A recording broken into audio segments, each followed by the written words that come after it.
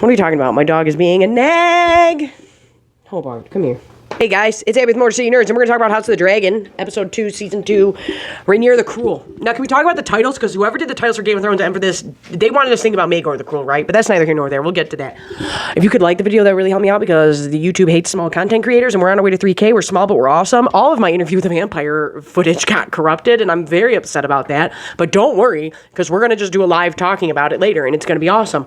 But, yeah, let's just get right into House of the Dragon. Let's just do this. A little bit of a history lesson. Maegor the Cruel is the king who built the Red Keep, and he's the one who knew where all the passageways were and then killed all the small folk who worked on it so that nobody would ever know all of the tunnels and everything.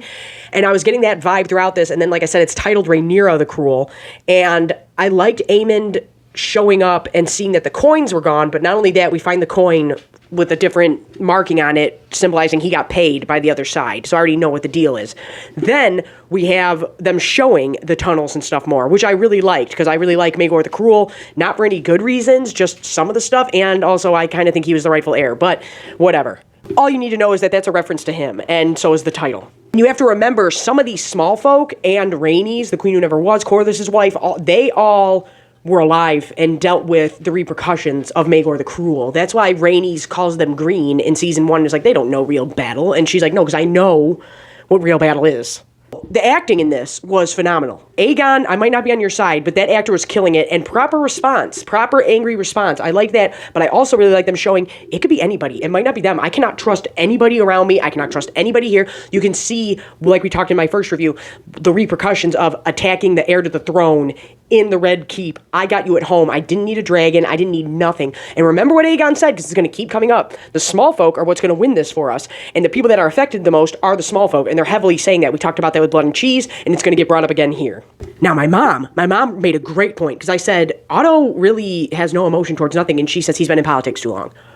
Politicians that have been in power too long let it go to their head, and everything is a maneuver. There's no emotion behind it whatsoever. And I was like, that's a great way to put it, Mom. She was like, yeah, he's been in politics too long. He might care deep down, but he sees everything way too much like a chess game.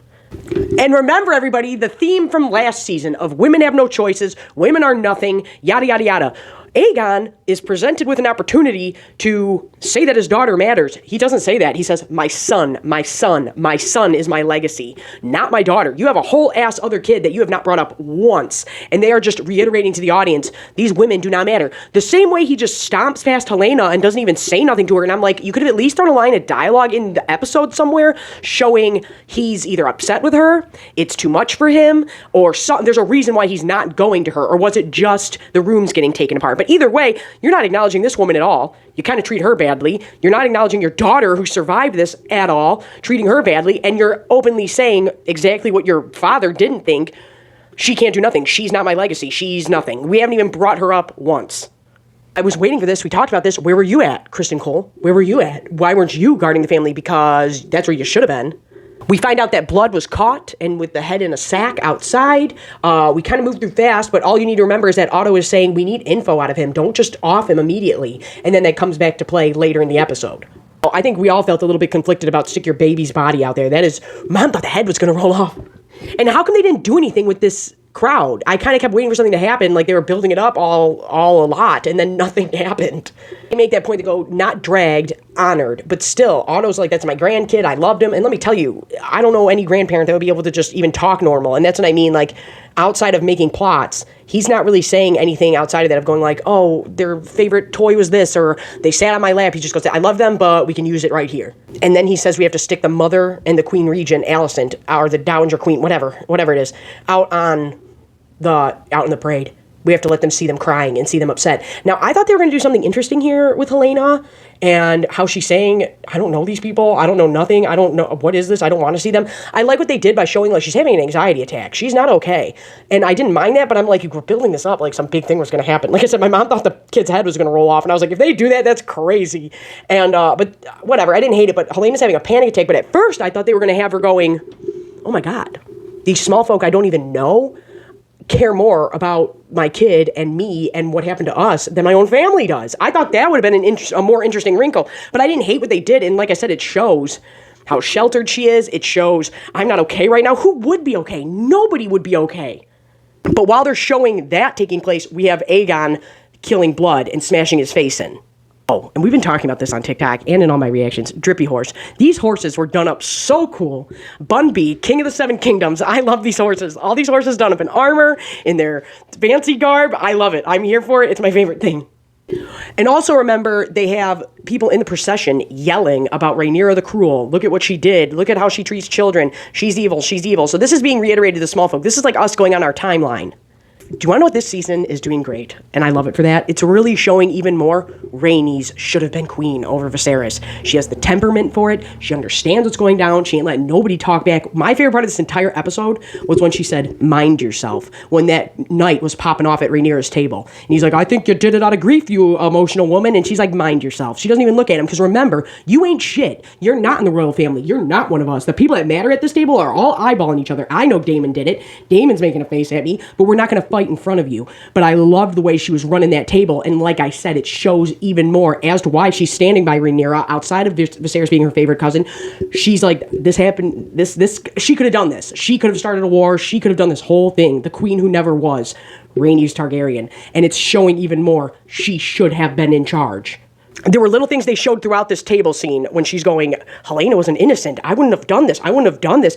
But Jace, her son, coming in with his hand on his sword, that says, I'm ready to go. I'm ready to fight. And he's like, I can ride my dragon out. I can go do whatever. And she's like, no. And then he just looks down, and that's all he hears from her because you don't question the monarch. But Daemon and Rhaenyra are talking. Daemon, are we really going to say it was a mistake? Sir. Come on. Lying like a rug. Like I said, the acting in this is out of this world. Their whole back and forth of he couldn't trust you. You think you knew your brother was afraid of you? He wasn't afraid. He couldn't trust you just like I can't trust you, Daemon. It's always going to be for you at the end of the day. I really loved her saying, as a kid, as a child, I saw it like this. And I kind of knew I was getting manipulated and groomed and saw it as a challenge. But now you're just a jackass and pissing me off. And Daemon even saying, your father used you as a tool. I think Daemon really sees it that way. I don't see it that way. If you do, let me know. But I think Viserys truly, even when I read Fire and Blood, when we've heard about these stories, when I read World of Ice and Fire or whatever's in there, like I always took it as Viserys wanted his daughter involved. He may not have always wanted her to rule at certain times, but he always wanted her involved and had her at those meetings and had her at things to show her this is how things go. And look at how I handle them. He obviously wanted her around for that for some reason, whether it was to eventually fully take over, like he says, or other reasons. But he wanted her there. He wanted her involved. I do. I think, and even Daemon says it. You know him better. You were raised right at his side. And it's like, you're goddamn right I was. I do know my dad, and I know what he would want. And it's not that he was afraid of you. It's not this. It's this over here. And I really loved their back and forth. Daemon going to Harrenhal, we get to see Caraxes. He passes his daughter, Baela, who rides Moondancer. Now, you have to remember, and I'm not trying to give too much away, and we'll get to this in a minute, she ends up with somebody that we're already seeing, because you have to remember her betrothed died. Her betrothed was Lucerys, the little kid who got chomped. That was the one she was supposed to marry when they were older, and now he's gone. But she rides Moondancer, who's a pretty little dragon, and we like her. But I'm going to say this. I think you need more dragons in your dragon show. We need more. We need to see them more. I'm assuming if you know what happens, and there's big things that are going to happen. So I'm like, these episodes better have the dragon in them 100% then, because we are not getting a lot of them. Let's talk about this rat, Sir Criston Cole, going to talk to... Now, I'm not going to lie to you guys. I don't know which Eric and Eric is on either side, the twins. But one of them's on one side, one of them's on the other. I should know, but I don't. And it doesn't really matter. Now, this gets... The song that this fight we see at the end is, like, there's a whole song about it in the time that Game of Thrones is going on, and Sansa brings it up a lot in the books, and Olenna Tyrell, the Queen of Thorns, just for fun, she references them a lot because she has twin bodyguards, and so she brings them up a lot. But when they're talking, Sir Criston Cole, and he sends him on this mission, right? Tell me how you guys felt, because I've watched it twice, and the first time watching it, I was like, oh no, he's being strategic. The second time, I'm like, no, he knows that you're banging the queen, and you know he won't survive this. That's what Sir Criston Cole was doing. He knew he wouldn't survive that. He knew what was going on, and he was scared of that guy, because he goes, where were you at, Sir Criston? Where were you at, Lord Commander? What were you doing? I know what you were doing. I know you weren't around. I know you were somewhere you're saying you're not, and Criston Cole, that's how I took it the second time. I was like, oh no, he wants him gone. He wants him to not be a problem. I loved Rhaena and Jace talking, his betrothed, when they're talking when she's shooting the arrow, and she says, can you tell me about my uncle? The dad. remember the one that Rhaenyra was married to, and he tells him all these nice, sweet things, and I loved that. That was awesome. And then when she said, "And what about Sir Harwin Strong?" Oh my God, do we miss Sir Harwin? Sir Harwin is the only man in all of this series that deserved better.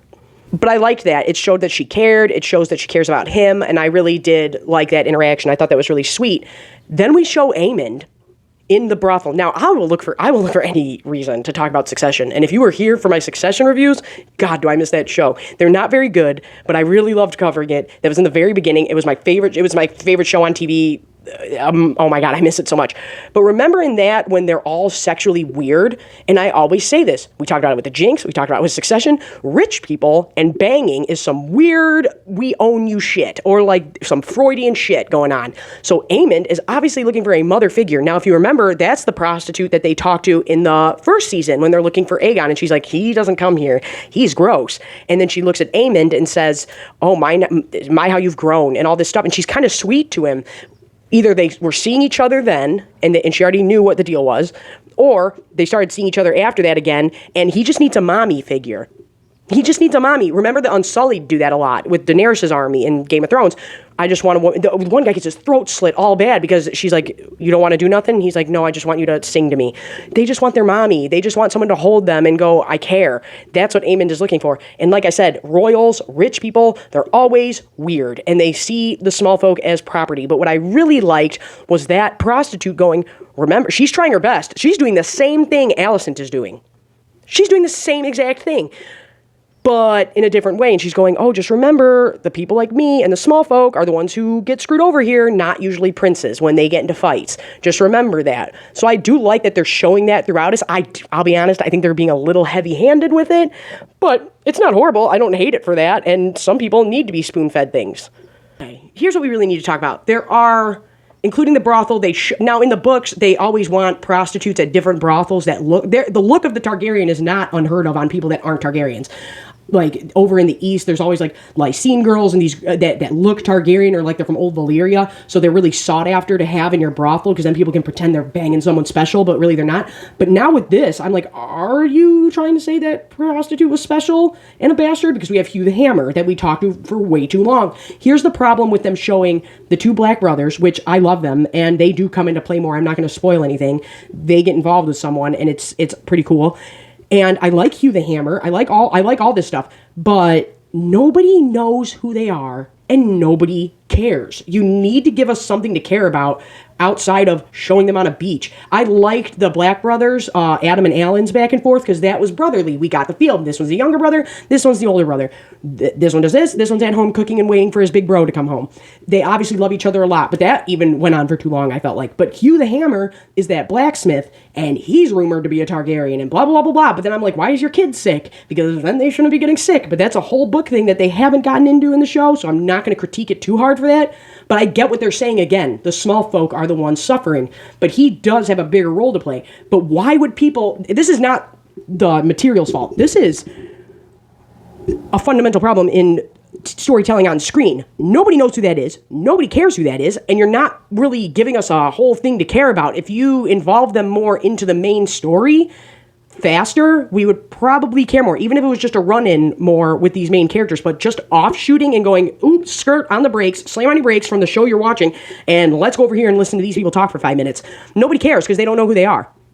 No regular person cares. Just like how for 5 years before I started YouTube, I've been screaming about the names and the look is going to be a problem for the normies. And now that's trending on Twitter. I'm like, oh, people are having an issue with Rhaenys, Rhaenyra. That's hard for some regular folks. Weird, because I've been saying that since before I started YouTube, and I have 20 videos yelling about it on my channel. But yeah, it's not that I don't care about these bastards. It's that fundamentally storytelling on screen, why should we give a shit about these people? You're really not making me give a shit. All we needed with the Corlys's bastards was them being the bros. We didn't need to go back, and I get it, you're foreshadowing something, but that's for book people. This is not a book. We get Corlys and Rhaenys talking. I'm loving that they're showing them in bed. I'm loving that they're showing them together. This is the most loving marriage in Westerosi history. This is my favorite couple in Westerosi history. They genuinely love one another. They genuinely care about one another, and I love them. And we're showing them laying in bed, and we're showing them talking. But what I really loved was Rhaenys once again reiterating, Daemon ain't king. And Corlys was like, do you think he'll challenge her for it? And she's like, maybe.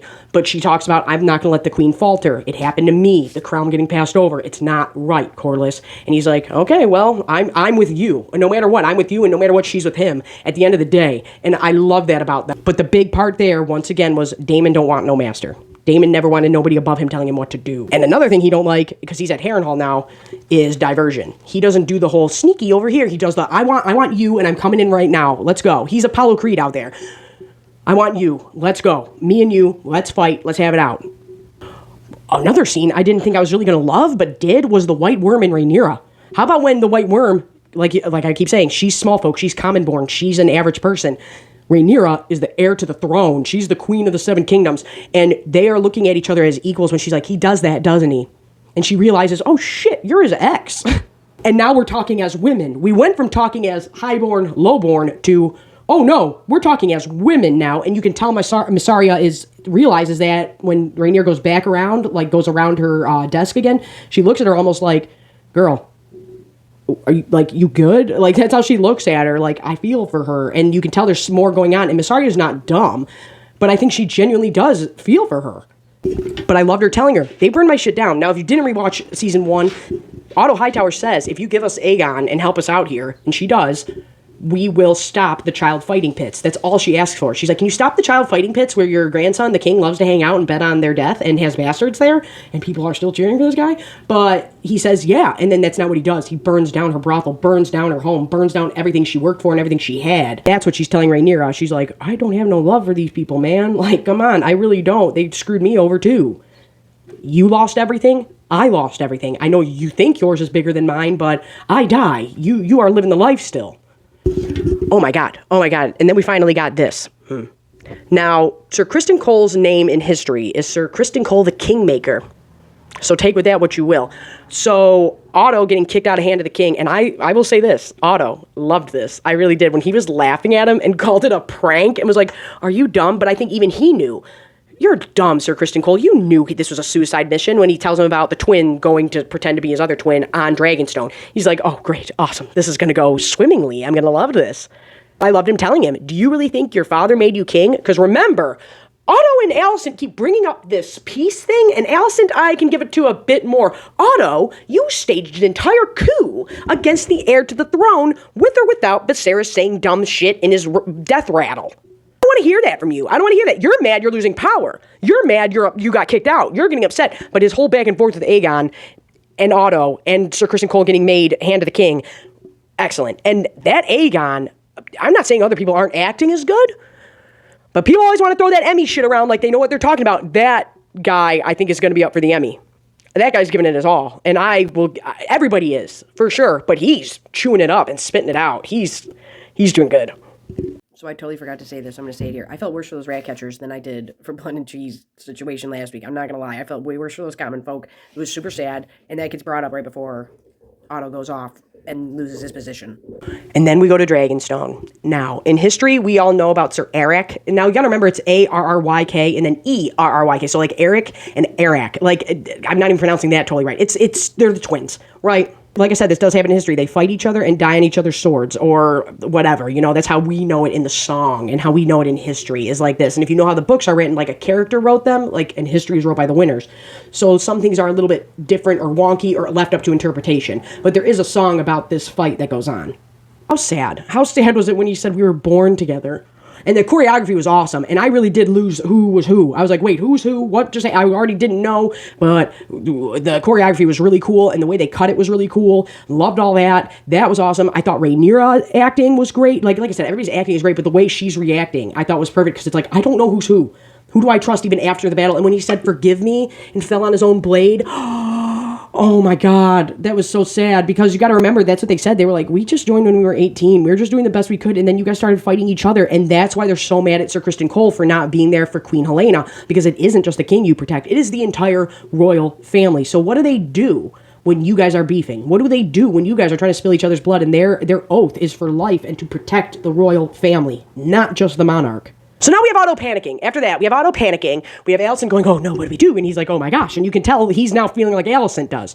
And I kind of like that because you can tell he's like, oh shit, what am I going to do now? He talks about going back to the Hightower, Old Town, going back to their place. And she's like, no, you need to go to Highgarden, where Marjorie Tyrell and them are from, the Queen of Thorns, and tell them, remember to stay on our side. That's a big place for like farming, and a lot of food comes from that area. So it's a strategic move. And they got a lot of people too. They might not be the best fighters, but they have a lot of people. Remember, that's the big part of this conversation. What Otto says to Alicent is, as long as we hold fast together, as long as me and you stick together. So that's why later on at the very end, when she starts hooking up with Sir Criston Cole, and mind you, Otto was running his mouth about him. So we have these people running their mouth about Alicent to Criston Cole, and then running their mouth about Criston Cole to Alicent. And they're dating. You know what I mean? Dating your ex's best friend. Ex-best friend is cool. Sir Criston Cole. Her banging him at the end of the episode and accepting him as saying, I'm choosing him over my dad. Which I wouldn't hate, but it's Sir Criston Cole. Here's the big drop, everybody. Daeron. Now, am I wrong? Or have they not talked about him at all? Because that's Alicent's other kid. And me and other Game of Thrones freaks, me and Poncho, my boy, who I run everything by, I was like, when's Daeron showing up? And he goes, I don't think they're doing him. And we talked about Daeron repeatedly. And then they're like, oh, well, he's in Old Town. That's where Otto Hightower's family's from, is Old Town. What? He's just there? We're not. Here's my thing. All you had to do was bring him up in dialogue. You just need to bring him up in dialogue a few times and be like, oh yeah, you know your brother Daeron. You know your brother Daeron. Is Daeron coming to this? That's all you needed to do. We didn't have to show him or anything. But yeah, there's a whole ass other kid. It's not, because I said that to Mom. I go, did you know there was a fourth kid? And she goes, no.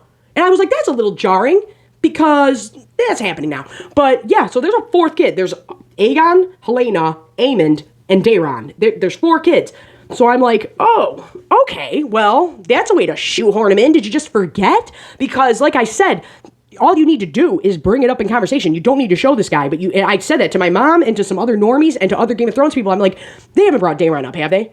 They've never brought him up before, and we're just crazy, and we're all just wrong. And they were like, no, I don't think they have. But my mom and the other normies were like, I have no idea there's another kid. And I'm like, oh yeah, no, there's a whole ass other son. A whole ass other son. So let me know what you guys thought about that. And I really liked this episode. I did. And we're going to talk about Interview with a Vampire. I swear to God, I'm going to lose my mind. But yeah, I'm Abby with Motor City Nerds. I'm on OF, I'm on TikTok, I'm on all the things down below. We have fun over here. I don't know, man. I really don't, because I'm like, there's just a few little tweaks. But I'm loving this. I mean, I am loving it. Just, I need more dragons in your dragon show, too.